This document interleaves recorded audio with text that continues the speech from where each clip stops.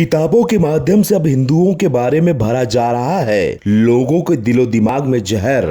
NCERT की किताबों के जरिए सनातन संस्कृति के प्रति छात्रों को गुमराह किया जा रहा है। देश के वामपंथी इतिहासकारों ने प्राचीन भारत के इतिहास को लिखते हुए भारतीय समाज की ऐसी तस्वीर पेश की है कि मानो इस देश में शोषण, दमन, छुआछूत के अलावा और कुछ था ही नहीं। इसी कड़ी में उन्होंने सबसे ज्यादा बदनाम करने की कोशिश की है मनुस्मृति को।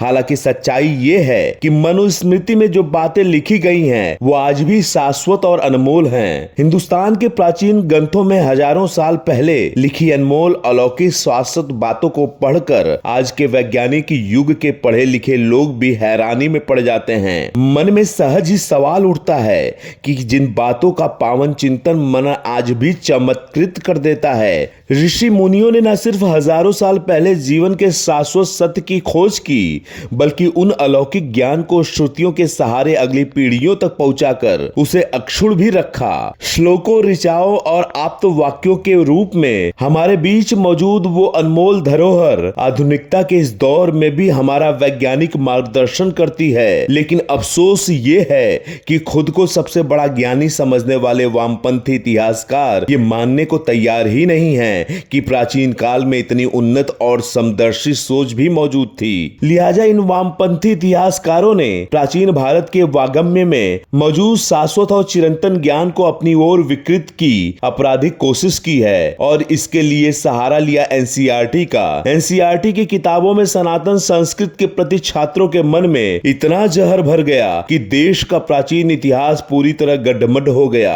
एनसीईआरटी की 12 क्लास की इतिहास की एक किताब है भारतीय इतिहास के कुछ विषय। इस किताब के पेज नंबर 57 पर महिलाओं को भड़काने के लिए लिखा गया है। उसके एक एक शब्द जरा गौर से देखिए। जहां पितृवंश को आगे बढ़ाने के लिए पुत्र महत्वपूर्ण थे, वहां इस व्यवस्था में पुत्रियों को अलग तरीके से देखा जाता था। पैतृक संसाधनों पर उनका कोई अधिकार नहीं था। अपने गोत्र के बाहर उनका विवाह कर देना, इस व्यवस्था को बहिर्विवाह पद्धति कहते हैं और इसका तात्पर्य यह था कि ऊंची प्रतिष्ठित वाले परिवारों की कम उम्र की कन्याओं और स्त्रियों का जीवन बहुत सावधानी से नियमित किया जाता था, जिससे उचित समय और उचित व्यक्ति से उसका विवाह किया जा सके। इसका यह प्रभाव हुआ कि कन्यादान अर्थात विवाह में कन्या की भेंट को पिता का महत्वपूर्ण धार्मिक कर्तव्य माना गया। मनुस्मृति वाली साजिश का पर्दाफाश जरूरी है। खासकर छात्राओं को यह बताने की कोशिश हो रही है कि प्राचीन सनातन संस्कृति पितृसत्तात्मक यानी पुरुष प्रधान थी, जिसमें महिलाओं को कोई अधिकार प्राप्त नहीं थे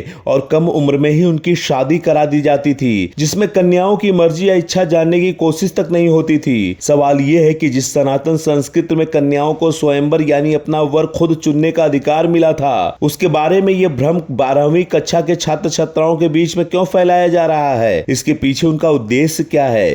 कमाल यह है कि सनातन संस्कृति के बारे में इस तरह से बेबुनियाद भ्रम फैलाने के लिए वामपंथी इतिहासकारों ने मनुस्मृति का दिल खोलकर हवाला दिया है। अब जरा देखते हैं कि मनुस्मृति में नारियों के बारे में लिखा क्या गया है। मनुस्मृति के 3 अध्याय का 7वां श्लोक कहता है कि जिस कुल में स्त्रियां कष्ट भोगती हैं वो कुल शीघ्र ही नष्ट हो जाता है और जहां स्त्रियां प्रसन्न रहती हैं वो कुल हमेशा फलता और फूलता समृद्ध रहता है। स्त्रियों के सम्मान को लेकर इतनी पवित्र भावना शायद ही दुनिया में किसी और लिटरेचर या किताबों में आपको मिले। पर अफसोस ये है कि हमारे वामपंथी इतिहासकारों ने मनुस्मृति के इस कालजयी और समता मूलक श्लोकों पर पर्दा डाल दिया और ऐसे श्लोकों का सहारा लिया जिन्हें अपनी विचारधारा के हिसाब से तोड़ने मरोड़ने में उन्हें सहूलियत हो। इसमें कोई संदेह नहीं कि वामपंथी इतिहासकारों के मन में मनुस्मृति के प्रति खास तरह का दुराग्रह कूट कूट के भरा हुआ है। लिहाजा बगैर किसी तथ्य के इस ग्रंथ को बदनाम करते हैं। 12वीं क्लास के इतिहास की किताब भारतीय इतिहास के विषय के पेज नंबर 58 पर लिखा है कि एक बार जरा उस पर भी गौर कर लीजिए। स्क्रीनशॉट तो वीडियो में आपको दिख रहा होगा। इस चुनौती के जवाब में ब्राह्मणों ने समाज के लिए विस्तृत आचार संहिताएं तैयार की। ब्राह्मणों की इस आचार संहिताओं का विशेष पालन करना होता था, किंतु बाकी समाज को भी इस अनुसरण करना होता था। करीब 500 ईसा पूर्व से इस मानदंडों का संकलन धर्मसूत्र और धर्मशास्त्र नामक संस्कृत ग्रंथों में किया गया। इसमें सबसे महत्वपूर्ण मनुस्मृति थी, जिसका संकलन लगभग 200 ईस्वी पूर्व से 200 ईस्वी के बीच हुआ। मनुस्मृति और भारत के प्राचीन अनुपम ग्रंथों का हवाला देकर एक ऐसा माहौल बनाने की कोशिश हो रही है कि मानो इन ग्रंथों में कुछ बातें लिखकर लोगों पर जबरन इनको थोपा जा रहा था, जबकि बात इसके ठीक उलट है। इन ग्रंथों में किसी तरह की आचार संहिता को थोपने की कोशिश नहीं हुई, बल्कि तत्व ज्ञान हासिल करने का मार्ग बताया गया है। जिस मनुस्मृति पर इन वामपंथी इतिहासकारों ने लगातार कीचड़ उछाला, उसमें धर्म की क्या परिभाषा लिखी गई है आप खुद देख लीजिए। मनुस्मृति के धर्म के 10 लक्षण बताए गए हैं, और जब आप इसके अर्थ को समझेंगे तो आपके मन में मनुस्मृति के प्रति श्रद्धा जाग जाएगी। इसके लिखने वालों के प्रति सम्मान का भाव पैदा होगा। मनुस्मृति के श्लोक का अर्थ है धैर्यवान होना, शक्ति होते हुए भी क्षमा का भाव रखना, मन को वश में रखना, दूसरे की वस्तु को लेकर लालच नहीं करना, मन और शरीर को पवित्र रखना, इंद्रियों को वश में रखना, बुद्धि का सही इस्तेमाल करना, तत्व का ज्ञान हासिल करना, हमेशा सत्य बोलना और क्रोध नहीं करना,